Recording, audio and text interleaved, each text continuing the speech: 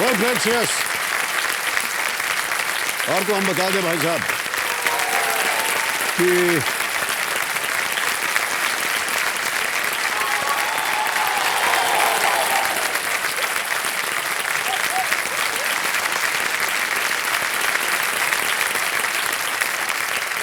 दें क्या हम आपको,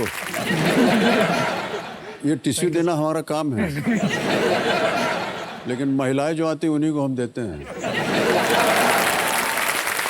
तो देखिए सज्जनों, मेरे सामने हॉट सीट पर आ गए हैं श्रेयस राजेंद्र सिक्सटी जी। ये एक ऑयल मिल में डायरेक्टर हैं, पुणे महाराष्ट्र से आते हैं। बहुत बहुत स्वागत है आपका श्रेयस जी। धन्यवाद सर। तो अब आप आ गए हैं इस गर्म कुर्सी के ऊपर, कैसा लग रहा है आपको? पहले तो सर आपका ऑरा है, आपका ऑरा यहाँ आते ही फील होगा। काहे हम ये प्रश्न पूछ लेते हैं सर सर, एक बात आपको बताते हैं, इस कुर्सी पर बैठ करके केवल उत्तर दीजिए, झूठ बोलना आपको अलाउड नहीं है। नहीं, बिल्कुल झूठ नहीं, इसका 1% भी झूठ नहीं है। जो हमें लगा उठते ही, पहले तो यकीन नहीं आ रहा है कि हम साक्षात अमिताभ बच्चन के सामने बैठे हुए हैं। हे भगवान, और हमको भी यकीन नहीं हो रहा कि साक्षात हम श्रेयस जी के सामने बैठे हैं। मैंने स्क्रीन की तरफ या कौन आ रहा है ये देखा ही नहीं, फास्टेस्ट फिंगर फर्स्ट। जैसे ही आपके मुंह से मेरा नाम सुना, हम तो पगला गए बस। बहुत बहुत बधाई आपको श्रेयस। Yes, thank you. और आप एक डायरेक्टर हैं ऑयल मिल के। यस।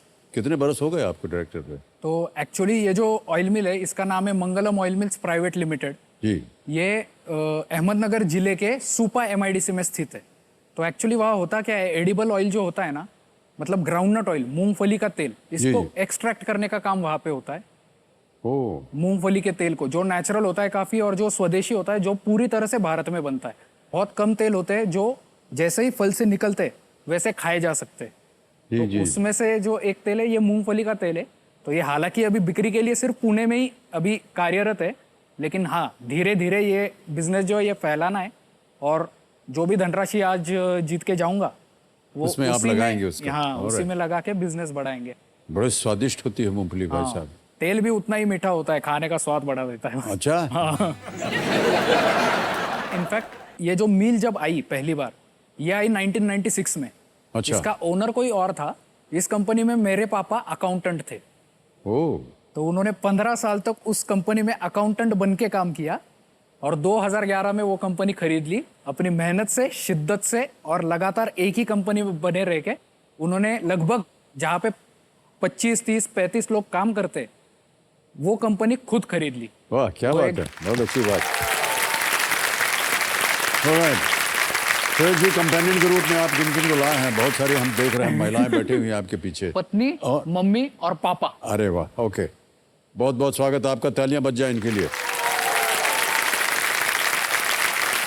इतनी जानकारी आपको खाने पीने के बारे में कैसे मालूम है? हम तो खाने पीने के बहुत शौकीन हूँ, खाते पीते रहता हूँ, मतलब अलग अलग स्ट्रीट फूड एक्सप्लोर करते रहता हूँ। लेकिन हाँ, थोड़ा। पत्नी जी, माता जी मुस्कुरा रही हैं पीछे आपके। हाँ, अभी आप बनाते हैं कि नहीं, कि पत्नी जी बना के देती हैं? पत्नी जी बनाती है, कभी कभी बाहर से मंगा लेते हैं कुछ, लेकिन हेल्दी होता है सब कुछ। हाँ, ये बहुत रोक करके बोल रहे थे यार कि पत्नी जी। आपने नाम ले लिया तो थोड़ा। और श्रेयस जी, हम देख रहे हैं कि आप काफी फिट हैं, यानी अभी पत्नी जी का जितना खाना होना है वो आपने ज्यादा खाया नहीं है। तो फिटनेस की वजह बताइए आप अपना। फिटनेस की वजह तो अच्छा खाते हैं, लेकिन हाल ही में जो है ना, एक इंसिडेंट हुआ था, मतलब पिछले साल अप्रैल में। मेरी मम्मी है जो यहाँ बैठी है, मतलब बिल्कुल लगेगा नहीं उसको देख के, वो पिछले साल अप्रैल में ब्लड कैंसर से डायग्नोज हुई थी। तो ब्लड कैंसर से जब डायग्नोज हुई थी, तब उसे हम पुणे में एक हॉस्पिटल है, दीनानाथ मंगेशकर, वहाँ लेके गए। तो डॉक्टर समीर मेलिन की रेंज से मिलने गए।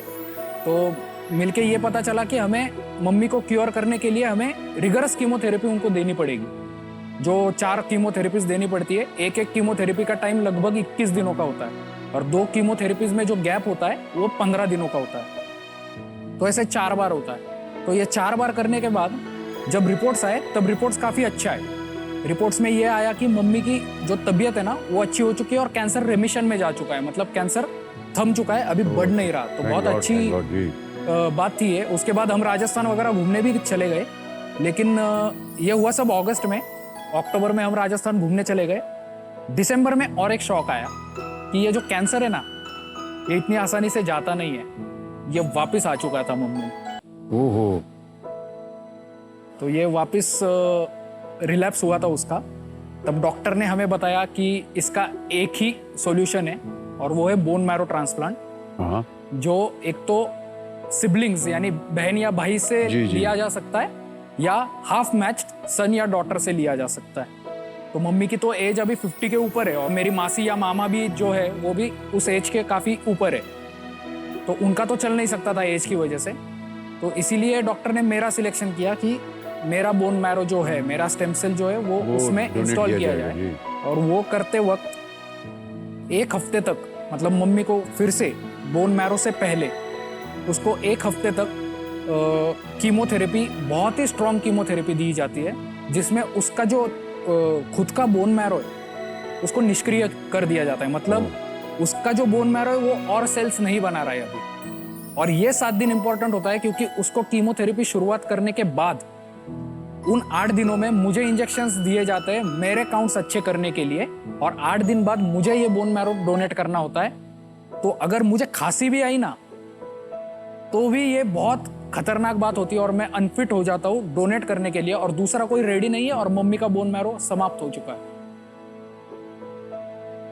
तो उन 7 दिनों में जो खुद की जो तबीयत है, उसकी जो जी। केयर करनी चाहिए, वो पता चलता है। और हमें भी, सबको भी, हमें खुद का बहुत हेल्थ का है ना ख्याल रखना चाहिए, क्योंकि पता नहीं है हम किसको कब काम आ सकते हैं। और जैसे मैं मम्मी के लिए, मतलब मेरी माँ के लिए मैं जो कर सकता हूँ, ये तो बहुत अच्छी बात बताई आपने सर, बहुत बहुत बधाई आप।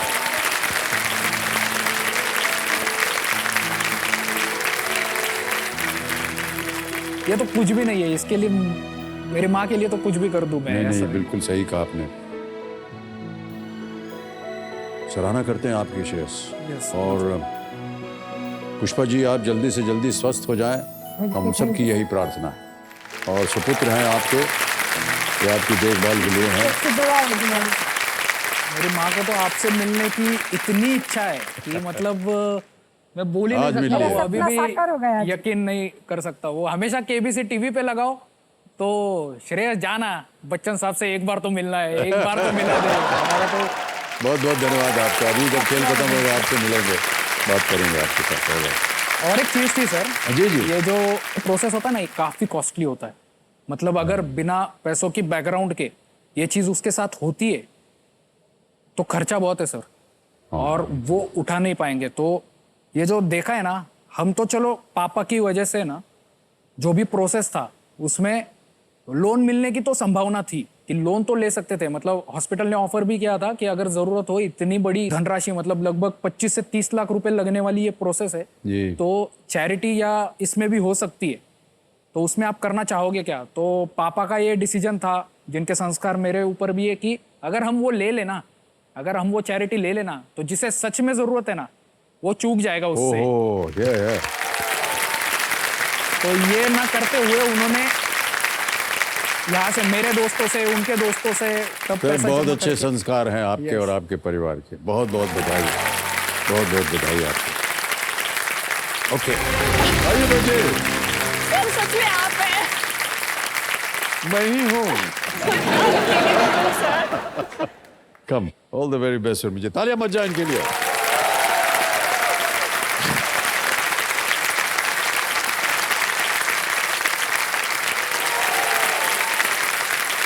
वो भेज उर्मी जी। तो देखो समझो, मेरे सामने हर सीट पर बैठ गई हैं उर्मी लाहिरी जी। ये एक सॉफ्टवेयर कंपनी में कॉर्पोरेट लॉयर हैं, और ये गुरुग्राम हरियाणा से आ रही हैं। बहुत बहुत बधाई आपको और स्वागत आपका।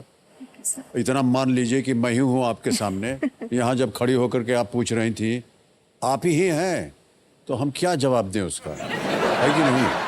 और सर 3 साल की उम्र में आपको पहली बार बड़े पर्दे पे देखा था। हम मूवी, हम लोग जयपुर गए हुए थे, और कहाँ से मम्मी पापा वहाँ दिखाने के लिए लेके गए।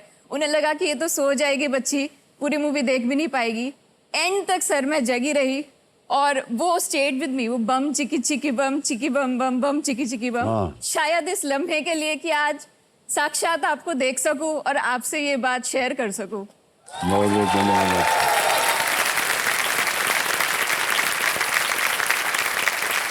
बहुत कुछ सीखने को मिलता है हमें आप जैसे लोगों से, कंटेस्टेंट से। सबसे पहली बात जो सीखने को मिलती है वो ये कि हमारी उम्र कितनी हो गई है। अरे सर 3 साल की उम्र से आप देखती चली आ रही हैं। ओके उर्मी जी, नहीं बहुत सर, बहुत बिल्कुल भी बधाई। नहीं। आप तो एवरग्रीन है सर। बंगाल से आपका ताल्लुक है केमन? ভালো ভালো তো? একটু ভালো। একটু জানি, বেশি জানি না। আমি জানি আপনি খুব ভালো বাংলা अरे বলতে ना। পারেন। ओके, तो आप एक कॉर्पोरेट लॉयर हैं। जी वकीलों से हमको बहुत डर लगता है, सच बता दें आपको। ये किस तरह का काम होता है? कॉर्पोरेट लॉयर मतलब कॉर्पोरेट जो कंपनी उसमें जो कानून की बातें आती हैं जी सर। उसके लिए आप लड़ती हैं कोर्ट में जा करके? नहीं सर, हम लोग कोर्ट में नहीं लड़ते हैं। अच्छा, अच्छा। हम लोग कंपनी के इन हाउस लॉयर्स होते हैं। तो कंपनी के जो इंटरनल लीगल मैटर्स होते हैं, जैसे कॉन्ट्रैक्ट नेगोशिएशंस हो गए या HR रिलेटेड मैटर्स है, जिसमें अलग अलग डिपार्टमेंट्स को अगर कोई लीगल ओपिनियन चाहिए, या जैसे अचानक से कोविड का पैंडेमिक जैसे आ गया तो सडनली सबको ये लगने लगा कि अब हम लोग काम नहीं कर पा रहे हैं, लेकिन कॉन्ट्रैक्चुअल ऑब्लिगेशंस हैं। तो क्या हम लोग कर सकते हैं? कुछ ऐसा रिकॉर्ड्स है कोई कॉन्ट्रैक्ट में जिससे हम लोग कुछ अपने आप को किसी लायबिलिटी से बचा सके? तो ये सब काम सर लॉयर का, इन हाउस लॉयर का काम होता है, जो कि एडवाइस करता है। बिजनेस और सेल्स टीम्स के साथ में हम लोगों को बहुत क्लोजली काम करना पड़ता है ताकि हम समझ पाएं कि कंपनी का काम क्या है, उनकी रिक्वायरमेंट्स क्या हैं, और ना सिर्फ लीगल स्टैंड पॉइंट से बट कमर्शियल सेंस भी लगा करके उनको हम सही तरीके से एडवाइस कर पाएं। ये बड़ा मुश्किल काम होता है। जी सर।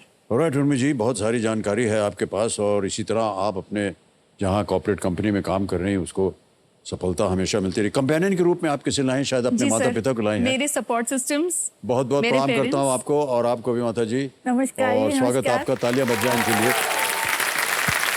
मेरे father रंजीत हैं, लाहिरी जी इनके पिताश्री हैं जी सर। और मीरा लाहिरी जी जी सर। माता जी। बहुत बहुत स्वागत आप दोनों का। ऑलराइट, बहुत बारीकी से आप KBC को देखती हैं। जी सर। छोटी छोटी बातें जो होती हैं उनको आप पहचान जाती हैं और बोलती हैं। क्या ऐसी चीज है KBC के बारे में जिसे आपने नोटिस किया हो बहुत ही बारीकी से? सर काफ़ी कुछ है। जिस तरीके से ये गेम शो कंसेप्चुलाइज किया गया है, छोटी छोटी चीज़ें हैं सर। पहले 5 क्वेश्चंस में लाइटिंग चेंज हो जाती है, म्यूजिक चेंज हो जाता है, एक पर्टिकुलर रहता है। 6 से 10 क्वेश्चंस के बीच में एक डिफरेंट टाइप का एक एनवायरनमेंट रहता है, और उसके बाद 11वें क्वेश्चन के ऑनवर्ड्स थोड़ा सा और गहरा म्यूजिक और बजना शुरू हो जाता है, और लाइटिंग भी थोड़ी डिफरेंट हो जाती है। आप अगेन बहुत ही एक बड़ा रीज़न रहे हैं कि KBC हम लोग देखते हैं, हमें बहुत पसंद है। हम लोग शुरू से फॉलो कर रहे हैं गेम को एज अ फैमिली भी, एंड प्ले अलॉन्ग जब से आया तब से हम लोग साथ में भी खेलते हैं। जी। और आपकी वजह से एक चीज़ और हुई है मेरे साथ, और वो ये है कि हिंदी भाषा मेरी काफ़ी अच्छी हो गई है आपका शो देख देख के। आपसे ओह। छोटी छोटी चीज़ें सीखने को मिलती है, और हर चीज़ में मुझे ऐसा लगता है कि यार बात करो ना तो अमित सर जैसे करो, कैसे एकदम कान में जैसे मिश्री घुल जाती है। तो एकदम है कि नहीं?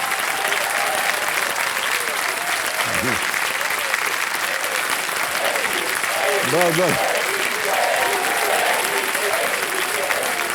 ऑलराइट। एक चीज और भी है सर, आप जिस तरीके से टाइम एंड अगेन अपने बाबूजी की बातें याद करते हैं, शेयर करते हैं हम सबसे, घर बैठी ऑडियंसेस के साथ में भी, सर बहुत मायने रखता है हम लोगों के लिए भी, क्योंकि लाइफ लेसन्स लगते हैं सर हमें वो। जी, जी। छोटी छोटी बातें, जैसे आप कहते हैं जब तक जीवन है संघर्ष है, या अभी कुछ दिन पहले आपने कहा मन का हो तो अच्छा, ना हो तो ज्यादा अच्छा। बिल्कुल सही। इस किस्म की बातें। सर मेरी एक छोटी सी रिक्वेस्ट है सर, आपके बाबूजी की एक पोएम मुझे बहुत पसंद है, अगर आप 2 पंक्तियां उसकी सुना दें। कौन सी?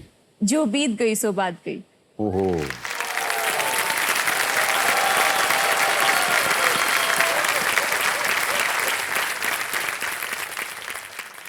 ये बाबूजी की एक कविता है जिसका शीर्षक है जो बीत गई सो बात गई।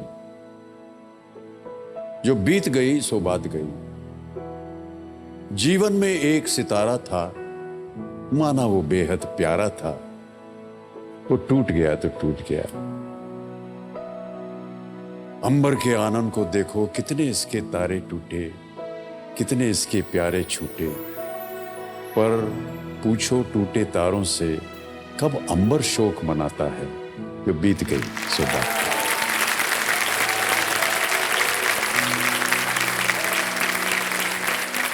कितने तारे होते हैं आकाश में, हम देखते हैं कि तारा टूट गया, लेकिन हमने अंबर को कभी शोक मनाते हुए नहीं देखा। जी सर। तो जो बीत गई सो बात की। बिल्कुल सर, मुझे लगता है कि इसमें भी, इस कविता में एक बहुत बड़ा लाइफ लेसन है मूविंग ऑन को लेके। यस, बिल्कुल सही कि कहा। एक चीज को लेके जिंदगी में बैठ नहीं जाना, परिस्थितियां उतार चढ़ाव जिंदगी में आते रहते हैं, आगे बढ़ना। और कब अंबर शोक मनाता है, जी, जो बिल्कुल बीत गई सो बात गई, आगे बढ़ो और बेटर करो अपने जीवन को। ओके।